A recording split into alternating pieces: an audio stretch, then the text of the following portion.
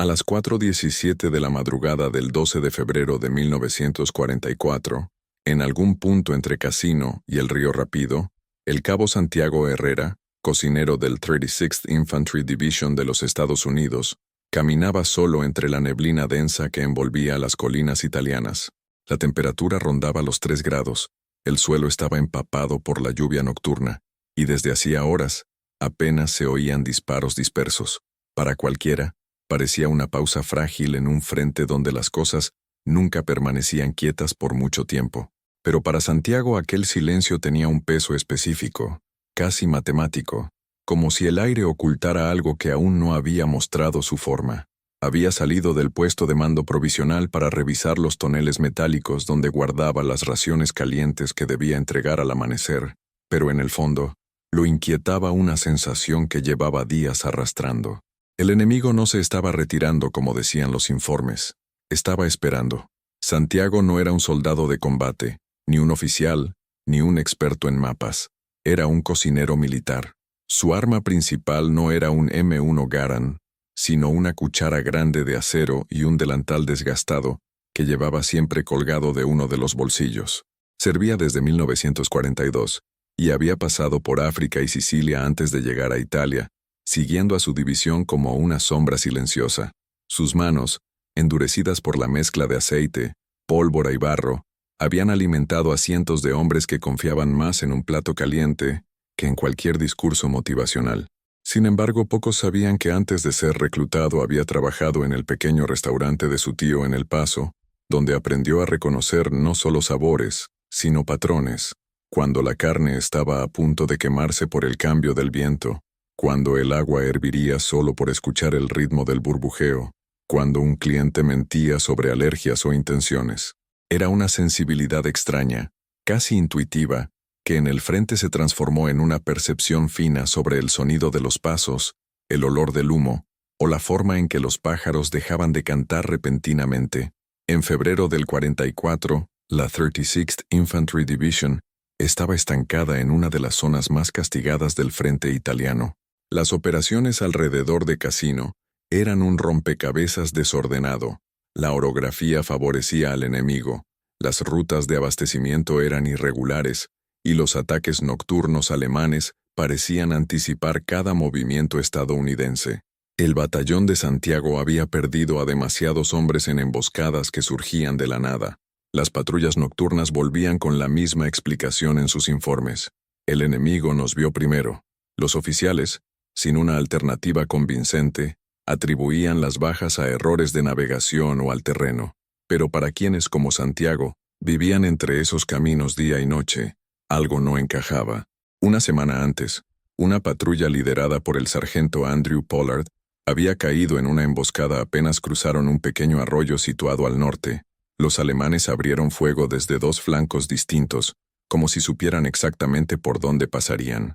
Pollard, un hombre robusto de Kentucky que solía bromear sobre abrir un rancho cuando todo terminara, murió antes de que sus hombres pudieran reaccionar. Santiago lo conocía bien. Pollard era uno de los que siempre regresaba a la cocina a pedir otro trozo de pan duro, o cualquier sobrante del guiso. «Nunca he probado algo que no pueda arreglar con un poco de sal», decía mientras se limpiaba la barba con la manga. La noticia de su muerte silenció la cocina durante un día entero. Para Santiago, el dolor se mezcló con rabia, pero también con una sospecha amarga. Aquello no había sido casual. Había visto cómo los alemanes, desde semanas antes, parecían anticipar rutas específicas, como si alguien les estuviera señalando los senderos precisos que usaban los estadounidenses. 2 días después, ocurrió algo similar con una compañía entera. 24 bajas en cuestión de minutos. Misma sensación, mismo patrón. Ataques quirúrgicos sin persecución posterior, como si solo quisieran frenar el avance. El capitán Reynolds, responsable de la logística del sector, insistía en que el problema era falta de disciplina en el movimiento, una explicación que dejaba un sabor metálico en la boca de Santiago. No era eso. Él había visto señales más sutiles, restos de fogatas enemigas apagadas demasiado ordenadas, pequeñas trazas de movimiento sobre la tierra húmeda, silencio profundo cada vez que uno de los convoyes estadounidenses encendía los motores. La noche del 10 de febrero, mientras preparaba una sopa con restos de carne en uno de los calderos, un soldado de comunicaciones dejó caer accidentalmente un mapa táctico encima del mostrador. Santiago lo recogió por cortesía, pero algo le llamó la atención. Los puntos azules marcaban las rutas estadounidenses, todas predecibles, todas basadas en el terreno más firme, siempre cruzando los mismos valles estrechos, rutas que él mismo había recorrido para entregar raciones en puestos adelantados, rutas que, sin saber cómo explicarlo, tenía la impresión de que ya no pertenecían a los estadounidenses, sino al enemigo. Al amanecer del día siguiente, mientras colocaba los recipientes metálicos en fila, se dio cuenta de lo que le inquietaba desde hacía días. Los alemanes no estaban adivinando rutas, las estaban escuchando. El eco de los utensilios, el sonido de los motores al arrancar, el golpeteo del metal contra el metal, todo reverberaba en aquellas colinas como amplificadores naturales. Era una red acústica accidental, un sistema involuntario creado por la geografía y reforzado por rutinas repetitivas. Santiago había vivido entre hornos y campanas metálicas toda su vida. Sabía perfectamente cómo el sonido podía viajar más lejos de lo que uno creía. Esa madrugada del 12 de febrero, mientras el frío le mordía los dedos, tomó una decisión que cambiaría lo que pasaría horas después. Si el enemigo estaba escuchando, entonces también podía ser engañado. No tenía rango para reportarlo, ni pruebas claras ni tiempo para convencer a oficiales que estaban ahogados en órdenes contradictorias. Pero tenía algo que nadie más tenía: acceso absoluto a las cocinas, a los toneles, a los recipientes, a los carritos, a las cajas de madera, a todo ese arsenal silencioso que vibraba cada vez que se movía.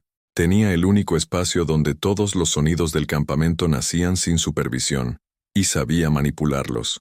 Santiago regresó al puesto de mando con una idea cruda, todavía sin forma: usar el sonido como arma, no para atacar, sino para desviar, para hacer que el enemigo creyera que los estadounidenses se movían por un lugar cuando, en realidad, estaban en otro. No sabía exactamente cómo lo haría, pero sabía que si no intentaba algo esa misma noche, otra patrulla no regresaría, quizá otra cocina quedaría vacía, quizá los nombres en la lista de bajas incluirían hombres que él había alimentado la tarde anterior. A las 4:29 a.m., oculto entre las sombras que proyectaban los camiones, tomó el primer recipiente vacío, lo golpeó suavemente contra la estructura metálica y escuchó cómo el sonido viajaba hasta la colina opuesta. Luego tomó otro y lo colocó de forma que vibrara con el viento. Allí, entre el olor del aceite quemado y la humedad del amanecer, comenzó a formar un plan que nadie más vería nacer. Cuando el sol apenas insinuaba un resplandor pálido detrás de las montañas, alrededor de las 06:10 de la mañana del 12 de febrero de 1944, Santiago Herrera ya llevaba horas circulando por los rincones menos transitados del campamento, observando el comportamiento del viento, escuchando la vibración de los objetos metálicos y midiendo, casi de manera instintiva, cómo el sonido se propagaba entre los árboles, los camiones y las carpas. Había algo científico en sus pasos, aun cuando él jamás se habría considerado un hombre de ciencia. Era apenas un cocinero militar, pero su oído, entrenado desde niño entre ollas que anunciaban el hervor segundos antes de que el agua comenzara a subir, captaba patrones que otros jamás notarían. La rutina americana era predecible, demasiado predecible. A la misma hora todos los días, los mecánicos golpeaban herramientas, los operadores movían cajas, los camiones encendían motores con un rugido que se expandía por las colinas como una campana. El enemigo no necesitaba ver, escuchaba, y escuchaba mejor de lo que cualquier oficial estadounidense estaba dispuesto a admitir. Santiago lo había notado semanas atrás, cuando un carrito cargado de recipientes vacíos produjo un eco tan limpio que pareció rebotar directamente hacia una colina ocupada por los alemanes. Desde entonces, la idea no lo había abandonado. A su alrededor, el campamento despertaba con una mezcla de miedo y resignación. Los hombres se preparaban para otra patrulla nocturna, conscientes de que las dos últimas habían terminado en desgracia. Nadie decía la palabra emboscada, pero todos la llevaban dibujada en la cara. Luis Álvarez, el soldado joven que se refugiaba en la cocina siempre que podía para pedir tortillas improvisadas, Estaba entre los que marcharían aquella noche. Santiago lo vio tensar las correas del casco con manos temblorosas y sintió un pinchazo en el pecho. Sabía que, si no hacía algo, el muchacho podría ser el siguiente en desaparecer entre disparos que siempre llegaban demasiado rápido, demasiado precisos. Mientras removía un guiso para los oficiales, Santiago recordó a Pollard, el sargento caído días antes. Lo recordaba riendo, pidiendo pan duro como si fuera un manjar, hablando de su hermana en Sacramento. Había muerto en un ataque que los informes describieron como errores de navegación nocturna. Santiago sabía que eso era una mentira elegante. Lo que los había matado era un enemigo que anticipaba rutas sonoras, caminos elegidos no por mapas, sino por ecos. A las 09:50, un soldado de comunicaciones dejó caer accidentalmente un mapa táctico sobre la mesa de la cocina. Santiago se inclinó para recogerlo, y su mirada se fijó en las rutas marcadas en azul. Todas seguían los mismos valles estrechos, los mismos puntos de cruce, los mismos suelos firmes, rutas lógicas para un estratega, pero también para quien quisiera emboscar. Allí comprendió que el problema no era la estrategia, era la repetición, y la repetición era sonido. A media mañana, mientras el capitán Reynolds atendía un mensaje del cuartel general en la tienda principal, Santiago vio su oportunidad. Tomó 2 recipientes metálicos vacíos y una caja de madera vieja, fingiendo que los llevaba a lavar. Caminó hasta el límite norte del campamento, donde una depresión del terreno convertía el aire en un túnel acústico natural. Colocó uno de los recipientes dentro de la caja y lo ajustó apenas lo suficiente para que quedara suelto. Luego ató un hilo fino, rescatado de un embalaje, a uno de los extremos. La idea era simple. Cuando el viento soplara, el hilo movería el recipiente y produciría un golpe suave, discreto, pero capaz de viajar largas distancias por el valle. Se alejó unos pasos. El viento de la mañana tocó el hilo. Un clink, apenas audible a pocos metros, pero preciso, redondo, resonante. Justo lo que buscaba. Sonaba como el movimiento típico de cajas siendo cargadas en un camión. Un sonido cotidiano para los americanos. Un indicio inequívoco de actividad logística para los alemanes. No podía detenerse ahí. Necesitaba varios puntos falsos para crear la ilusión de una patrulla completa. Pero eso significaba adentrarse más allá de la seguridad relativa de las carpas, acercarse a partes del bosque que podían estar vigiladas. Cada paso adicional era un riesgo. Si lo encontraban allí, nadie acreditaría que un cocinero estaba colgando latas al viento por accidente. Aún así, siguió adelante. Con los recipientes ocultos bajo un saco de harina vacío, cruzó una línea de árboles y avanzó hasta una zona elevada al borde del valle. Allí instaló un segundo dispositivo, usando una ramita para sostener el metal de manera inestable. Bastarían algunos movimientos del viento para que el sonido imitara el arrastre de objetos pesados. El tercero era el más ambicioso. Recordaba cómo los alemanes parecían reaccionar siempre que escuchaban pasos sobre madera. Tal vez por eso imitaban los sonidos americanos con tanta precisión. Santiago colocó 2 recipientes acostados sobre un tronco seco y situó una piedra suelta encima. El viento, al empujar la piedra, produciría un golpeteo irregular casi orgánico, terriblemente humano. Cuando terminó, sus dedos estaban helados y su corazón golpeaba más fuerte que cualquier ruido metálico. ¿Y si funcionaba? ¿Y si desviaba una emboscada? ¿Y si salvaba vidas? Pero, del mismo modo, ¿y si no funcionaba? ¿Y si los alemanes detectaban el engaño? ¿Y si todo aquello provocaba un ataque aún peor? La guerra, sin embargo, rara vez daba tiempo para dudas. Al regresar al campamento, hojeó por última vez el terreno. Ahora parecía un pianista silencioso esperando a que o vento tocase sua melodia. Uma melodia que precisava soar convincente para um inimigo que havia se tornado especialista em ouvir antes de atirar. De volta à cozinha, enquanto reorganizava panelas e fingia normalidade, sentiu a tensão se enraizar profundamente em seu peito. Ele havia cruzado uma linha invisível, uma linha que nenhum manual militar autorizava. Mas Pollard estava morto. Álvares sairia naquela noite. E os homens que vinham jantar silenciosos, exaustos, com olhos que refletiam a última coisa que viram antes de perder um amigo, mereciam algo mais do que ordens cegas. Às 18:30, quando o vento começou a soprar mais firme, Santiago soube que os dispositivos estavam prontos, e que se tivesse calculado corretamente, o inimigo ouviria aquela noite passos que não existiam, e deixaria passar, despercebida e intacta, a patrulla real. A las 18:47 del 12 de febrero de 1944, cuando la luz comenzaba a desvanecerse detrás de las colinas italianas, el aire se volvió tan frío que el aliento de los soldados parecía humo escapando de una locomotora. En el campamento del 36th Infantry Division, los hombres se preparaban para la patrulla nocturna que avanzaría por el sendero del arroyo Carmiñano, uno de los pasos más peligrosos del sector. Nadie lo decía abiertamente, pero todos sabían que las últimas 2 patrullas enviadas a esa zona habían regresado mutiladas o no habían regresado en absoluto. Los murmullos eran tensos, casi de superstición. Algunos limpiaban sus armas como si aquello pudiera atraer suerte. Otros miraban el horizonte con un silencio que solo se encuentra en quienes entienden que la noche puede decidirlo todo.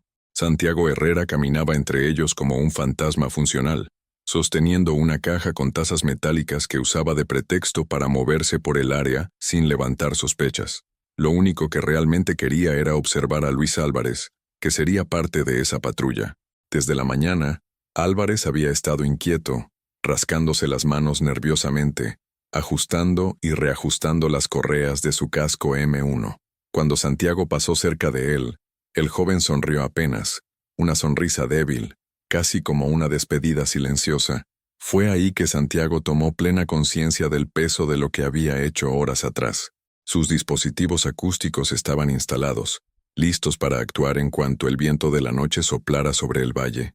Y si se equivocaba, si el enemigo no mordía el anzuelo, si detectaban el engaño, si simplemente lo ignoraban, Álvarez sería una sombra más en un informe de bajas que ningún general leería 2 veces. Mientras los oficiales daban las últimas instrucciones, Santiago se deslizó hacia la cocina, donde el generador comenzaba a fallar intermitentemente por el frío. El zumbido irregular hacía vibrar las cacerolas colgadas en la pared, un sonido familiar que, sin embargo, le producía inquietud. Tomó asiento en una caja y observó cómo la lámpara de queroseno parpadeaba sobre la mesa de madera. En ese silencio inquietante, recordó la primera vez que entendió que el sonido podía salvar vidas. Fue años antes, en El Paso, durante una tormenta. Una olla enorme había comenzado a agitarse por el viento, golpeando contra un poste, produciendo un sonido rítmico que alertó a un vecino borracho que estaba a punto de cruzar la carretera en la oscuridad. Ese recuerdo, insignificante para cualquiera, regresó ahora como si hubiera estado esperándolo desde entonces. A las 19:12, el capitán Reynolds dio la orden final. La patrulla se puso en marcha. 12 hombres, incluyendo a Álvarez, Pollack, el reemplazo del fallecido sargento Pollard, y 2 operadores de radio, avanzaron en fila, silenciosos, como sombras que apenas tocaban el suelo. Santiago los observó desde lejos, sintiendo un vacío en el estómago que no tenía nada que ver con hambre. Sabía que no debía involucrarse más, pero un impulso lo empujó a caminar hacia la colina detrás de la cocina, desde donde podía escuchar, aunque fuera débilmente, el concierto que él mismo había preparado con sus trampas acústicas. El viento de la tarde comenzó a soplar a las 19:28, exactamente como había previsto. Primero fue suave, luego más constante, arrastrando el frío desde lo alto del valle. Santiago contuvo la respiración, y entonces lo escuchó. Un clink leve, metálico, proveniente del primer recipiente colocado en la zona norte. No era fuerte, pero se propagó con una claridad casi antinatural a través del valle, como una vibración lejana que anunciaba movimiento humano. Luego vino el segundo, un golpeteo suave pero repetitivo, similar al sonido de cajas siendo movidas desde un camión. Finalmente, a los 19:31, el tercero despertó. Tac, tac, tac, tac, tac, como pasos que dudaban que avanzaban con tensión, lo suficientemente humanos para engañar. Santiago se arrodilló sobre la tierra húmeda, clavando las uñas en la palma de su mano para obligarse a no correr hacia la patrulla, a no interrumpir la misión. Solo podía esperar, pero a casi 2 kilómetros de distancia, los alemanes también estaban escuchando. En una cueva natural ubicada en una elevación estratégica que los aliados no habían logrado identificar, 2 soldados alemanes del Regimiento 362 ajustaban un rudimentario sistema de escucha formado por tubos metálicos y cavidades naturales amplificadas. Llevaban semanas registrando patrones sonoros de los estadounidenses, y aquella noche no fue diferente, hasta que lo fue. El primero en percibir la anomalía fue un joven operador llamado Franz Müller, que giró la cabeza un poco confundido. «Movimiento al norte», murmuró, ajustando el tubo. Su compañero, el cabo Otto Weber, lo observó extrañado. Ellos esperaban escuchar ruido en la zona del arroyo Carmiñano, no en el norte. Sin embargo, el patrón era claro: pasos, cajas, actividad logística, todo lo que anticipaba un posible avance nocturno. Weber ordenó enviar un mensaje urgente a la posición de emboscada, destinada a interceptar la patrulla estadounidense. En minutos, los alemanes movieron sus posiciones, reforzando su flanco norte. En su mente, estaban adelantando la jugada, preparándose para interceptar un grupo estadounidense que, según lo que ellos creían, se acercaba por el lugar equivocado. Santiago, sin saberlo, estaba desplazando un ataque entero. Mientras tanto, la patrulla de Álvarez avanzaba por un sendero silencioso. La luna, aún oculta entre nubes, no ofrecía guía alguna. Pollack levantó el puño, indicando una pausa. Los hombres se agacharon entre los arbustos. No escuchaban nada más que el propio latido acelerado de sus corazones. Era extraño, demasiado extraño. En ese punto, deberían haber visto rastros recientes de enemigos. Un cigarrillo apagado, un pequeño hoyo en la tierra, una cuerda rota, pero el área estaba vacía, muerta, como si el enemigo no estuviera allí desde hacía horas. A las 19:49, cuando ya deberían haber caído en la zona habitual de fuego cruzado, no encontraron ni un solo disparo, ni una sola sombra. Pollack hizo señas al operador de radio. «Continuamos», susurró, y así lo hicieron. En la colina, Santiago seguía escuchando. De repente, algo cambió. Un sonido que él no había creado resonó en el valle. Pasos apresurados, múltiples, desplazándose hacia el norte. No eran estadounidenses. Eran demasiado coordinados, demasiado contundentes. Eran alemanes moviéndose para interceptar una amenaza falsa. Santiago contuvo un grito. Funcionaba. Su sistema funcionaba. Los alemanes estaban persiguiendo fantasmas metálicos movidos por el viento. Y mientras lo hacían, la patrulla real cruzaba el sector sur sin un solo enfrentamiento. Durante los siguientes 20 minutos, el dispositivo improvisado generó un eco constante que mantuvo ocupadas a las fuerzas enemigas. Cada vibración era una mentira útil. Cada golpe metálico era un escudo invisible. Y mientras el valle resonaba con falsos movimientos, la patrulla se adentraba más en territorio que, por primera vez en semanas, no intentaba devorarlos. A las 20:07, Pollack finalmente se detuvo y señaló el punto de retirada. Habían alcanzado la marca sin un solo disparo. Era algo que ni él ni nadie se atrevería a creer sin verlo. Cuando regresaron al campamento, los hombres parecían confundidos, casi incrédulos. Álvarez, al ver a Santiago, lo abrazó por la espalda sin explicaciones. «Hoy no pasó nada», dijo, y ese nada significaba todo. Santiago apenas asintió. No podía revelar nada, pero sabía que aquella noche había sido la primera vez que el silencio no era una amenaza, era una victoria, y apenas estaba comenzando. A las 05:11 de la madrugada del 13 de febrero de 1944, el campamento seguía envuelto en una penumbra azulada cuando los primeros hombres comenzaron a abrir los ojos. El aire estaba húmedo, cargado con ese olor metálico del barro pisoteado y de los restos de pólvora de días anteriores. Sin embargo, esa mañana algo era diferente. No había agitación en la enfermería, no se escuchaban botas corriendo para atender heridos, ni voces ansiosas preguntando por nombres que a veces no volvían a pronunciarse. La patrulla nocturna, contra toda probabilidad, había regresado completa. No hubo disparos, ni persecución, ni emboscada. Era como si el enemigo hubiese desaparecido por una noche, como si la guerra hubiese dado un paso atrás. Mientras los hombres murmuraban entre sí, incapaces de entender por qué el sendero carmiñano, que siempre escupía tragedias, había permanecido vacío, Santiago Herrera salió da cocina con su jaqueta manchada de gordura ainda fresca. O calor dos caldeirões que ferviam desde a 040 parecia tentar afastar o frio, mas não afastava a inquietação dentro dele. Parou diante da entrada da barraca e observou o acampamento despertando devagar. Ver aqueles rostos, cansados, mas vivos, produzia uma sensação que ele não sabia nomear. Uma mistura de alívio e medo. Alívio, porque Álvares estava vivo.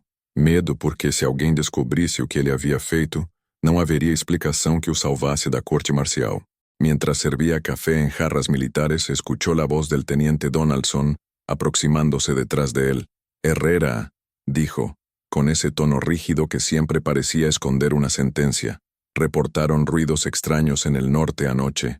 Actividad que no cuadra. Santiago sintió un nudo en la garganta.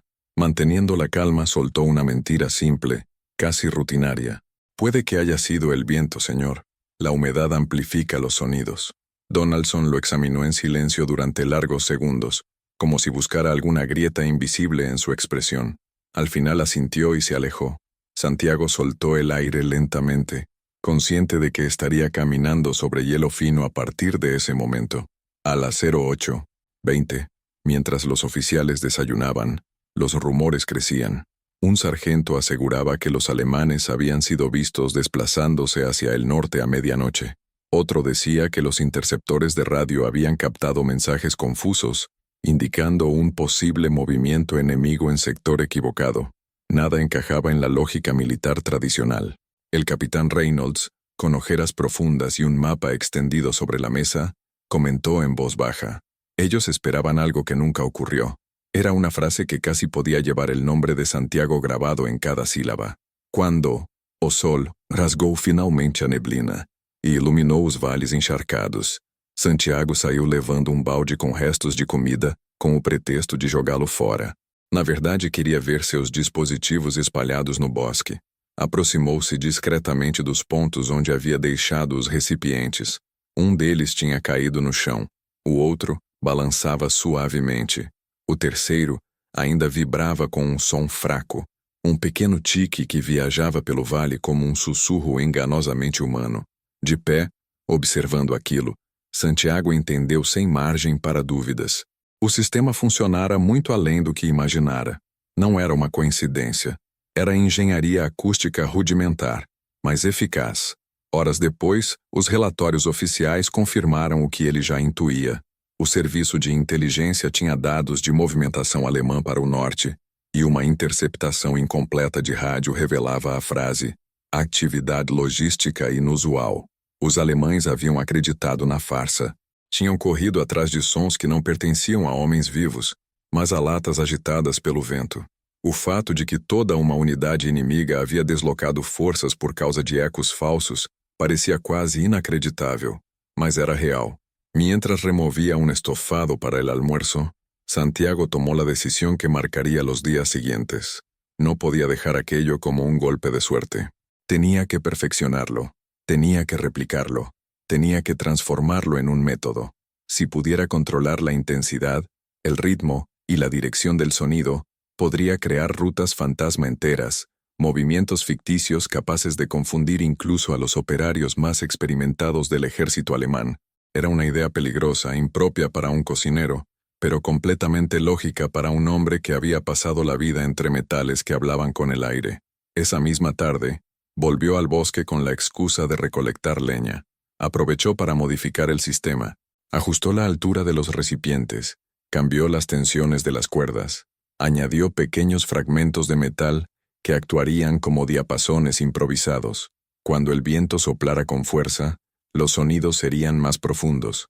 Cuando soplara suave, producirían el efecto de pasos leves.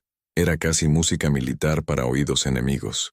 Trabajó rápido, con las manos heladas y los nervios vibrando, sabiendo que cualquier patrulla americana podría descubrirlo. La noche del 13 fue la segunda prueba. 2 patrullas distintas avanzaron por áreas que, en condiciones normales, estarían rodeadas de enemigos escondidos. Pero esa madrugada algo inusual ocurrió.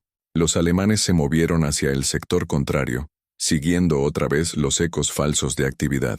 Los estadounidenses no lo supieron inmediatamente, pero el silencio que envolvió sus rutas fue la evidencia. No hubo contacto, informó un operador de radio al amanecer. Ninguno. El capitán Reynolds, estupefacto, murmuró, están persiguiendo sombras. Y tenía razón. Durante las semanas siguientes, más cocineros, más cargadores, más hombres invisibles del campamento, empezaron a imitar de forma espontánea lo que habían visto sin entender del todo. Algunos colgaban latas en árboles para ahuyentar animales, sin saber que estaban reforzando el engaño colectivo. Otros movían cajas vacías en horarios inusuales.